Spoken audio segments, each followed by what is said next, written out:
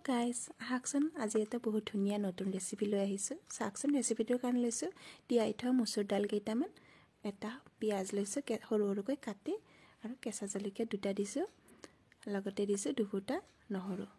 এতিয়া দিম আধা চামুচ মই নিমখ। এয়া মিক্সিৰ জাৰটোত মই এনেকৈ গোটেইখিনি দি এটা পেষ্ট বনাই ল'ম।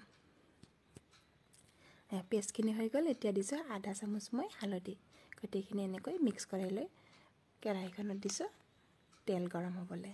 এয়া তেলখিনি গৰম হৈ যোৱাত মই অকণ অকণকৈ এয়া পেষ্টখিনি দি পকৰা বনাই ল'ম কেইটামান। পকৰাকেইটা বনাই লৈ মই আলুৰে সৈতে ধুনীয়া এখন ৰেচিপি বনাম। চাবচোন ৰেচিপিটোৰ কাৰণে লৈছোঁ সৰিয়হ কেইটামান, আধা চামুচ হালধি, আধা চামুচ নিমখ, আৰু সুঠি টেঙা মানে থেকেৰা টেঙাৰ সুঠি এটা, শুকান জলকীয়া 5টা, বইল আলু। চাওকচোন ৰেচিপিটো কেনেকুৱা লাগে জনাব। এয়া গৰম তেলখিনিত দিছোঁ মই শুকান জলকীয়াটো, আৰু লগতে দিছোঁ সৰিয়হকেইটা ফুটিবলৈ। আলুখিনিও এড কৰি দিলোঁ। এতিয়া দিছোঁ নিমখখিনি, নিমখৰ সৈতে হালধিখিনিও দি দিলোঁ।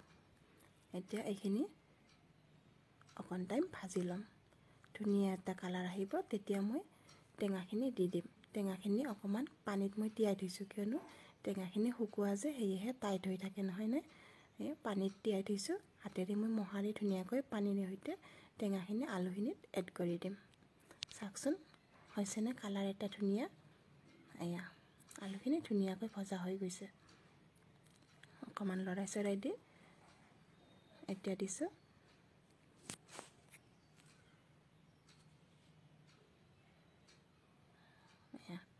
ইমান ধুনীয়া এটা কালাৰ আহিছে, সম্পূৰ্ণকৈ ভজা হৈছে নহয়নে। এয়া টেঙাখিনি এড কৰিলোঁ, আৰু পানীখিনি একেলগত মই দি দিছোঁ। পানী অকণ মই বেছিকৈ দিছোঁ, কিয়নো পকৰাকেইটা মই এইখিনিত পানীখিনি উতলিলে মই পকৰাকেইটা দি দিম, সেয়েহে পকৰাকেইটা পানীখিনি গোটেই শুকাই লৈ যাব। দেখিছেনে পানীখিনি উতলিছে, মই পকৰাকেইটা ঢালি দিছোঁ। পকৰাকেইটা মই বেছি সোনকালে দিয়া নাই, পকৰাকেইটা ঢালি দিয়ে মই ঢাকনিখন লগাই দিছোঁ, কিয়নো পকৰাকেইটা বেছি সোনকালে দিলে ভাঙি যাব, সেয়া ভাল নালাগে। গতিকে হোৱাৰ সময়তে দিছোঁ। দেখিছেনে ইমান ধুনীয়া হৈছে।